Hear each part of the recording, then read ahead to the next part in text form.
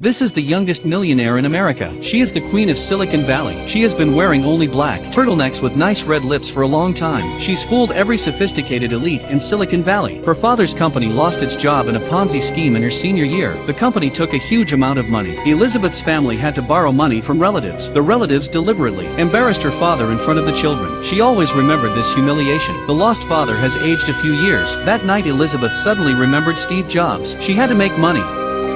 She had to get ahead. Ever since she was a child, Elizabeth had been eccentric and stuck, so she never found many friends among her peers. I want to help people, like Steve Jobs. If she hadn't soon become a world-class con artist, and had she not soon become a world-class con artist and scammed the entire Silicon Valley, Elizabeth's story would be an inspirational tale of genius for falling in love with this Indian man. And this man's father died of a misdiagnosis. After splitting up, Elizabeth went to Stanford and set out to develop a home screening device that would reduce misdiagnosis, and a simple, easy-to-use home screening device. Her freshman year, she tried to find a way. She managed to squeeze into a graduate group. It was a blood research group. Elizabeth's genius brain astonished everyone. If she had just gotten down to it, she could have done something, but she was in too much of a hurry. In her second semester of freshman year, she built a wearable blood test. I don't want to wait. Convinced her graduate advisor with her strength, introduced her to an investor. Unfortunately, the investor took one look at the report, turned her down. She saw through Elizabeth's desire to make it to the top. Science is trying.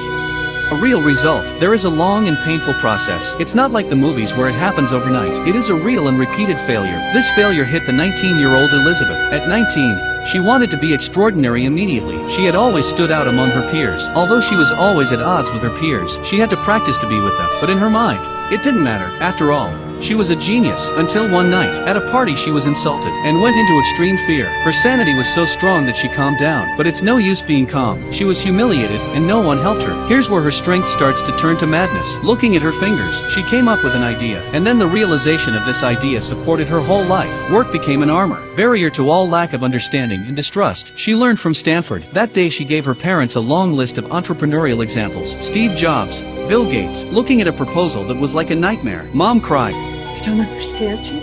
She tried to be as open-minded as possible. She knew her daughter was in pain. She didn't know what to do at the moment except to support her. From her parents, Elizabeth took the money that was supposed to go to school for her, $2 million.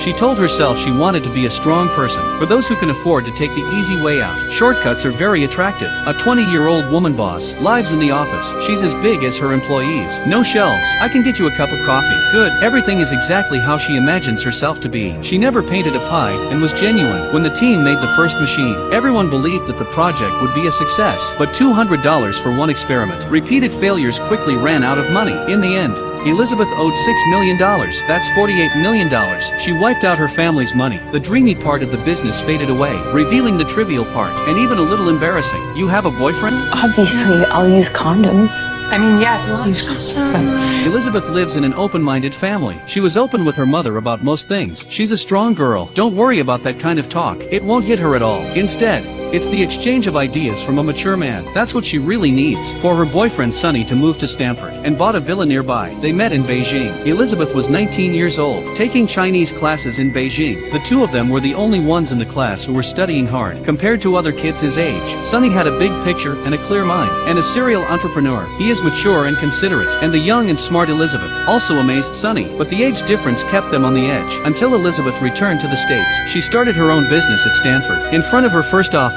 she encountered a shooting. The first phone call she made in her panic was for Sonny. She sat helplessly on the floor. Sonny arrives in disheveled clothes. He looked at Elizabeth with distress. Helplessly, he knelt down. Push me away again. I'm going to protect you. After that he was like a lover and a teacher. He stayed by Elizabeth's side, taking care of Elizabeth and her parents. Their love was soon recognized by their parents. Unfortunately, Elizabeth changed after starting her business. She became busier and more indifferent. The number of shareholders in the company increased with each round of financing after the startup. In the vortex of capital and reporting, Elizabeth began to become crazy. She was exhausted. She was always wide-eyed, as if she were on the verge of a breakdown. Sonny tried to get her to come to her senses, only to be pushed away again and again. Did you call him? Your phone and found his number. I'm really sorry. You're fired. Sonny, who had been around a long time, knew Elizabeth was starting to lie. starting to cheat, and it takes a lot of lies to cover up a lie. But Elizabeth was still reveling in the joy of the lie. Her eyes were full of ambition that Sonny did not understand. Gradually, their lives began to change. Elizabeth went from dating to leaving him at the restaurant, from occasional bickering to fights at home, from her mood changes.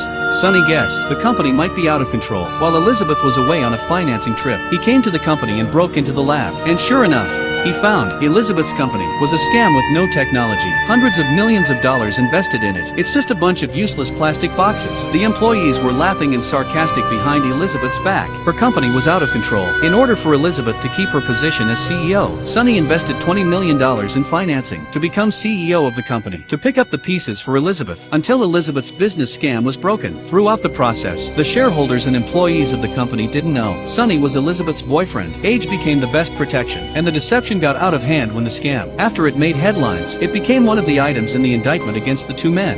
There is a kind of person called high-performance antisocial personality. It is a bad person with a very high IQ. This kind of person cannot understand the emotions of ordinary people, often say some embarrassing words. Elizabeth, for example, she had to practice before going to the party, to avoid embarrassment for a while. How are you guys? Oh my god, that's hilarious. She can't relate to people's emotions. She treats people with cold logic. Such a person has no love and no empathy. She is rarely bothered by emotions. Emotionally stable all the time. Most of them are geniuses. Only under pressure their bottom line is too low. For example, after starting a business, facing one bad day after another, Elizabeth is going faster and faster on the road of shortcuts. The first investor saw a project that was put together at the last minute. The plastic model that could not be opened at all. Fire it up. Let's see what it does. I will cut on these.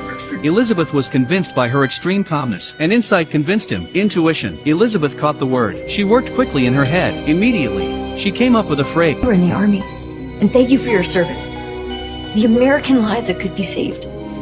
She told herself and her team, I'm just blowing smoke up my ass first. I'll do the real thing later. But you can make money just by opening your mouth. It's impossible to sink your teeth into it anymore. She went farther and faster on the road of fakery. The day of the biggest financing deal. Machine failure. After one experiment after another, an empty joy. Elizabeth looked at the mess, decided to cheat again. This time she fooled the world. And so the most famous con woman in Silicon Valley was born. At the time of her arrest, her fictitious company had a market value of $58 billion.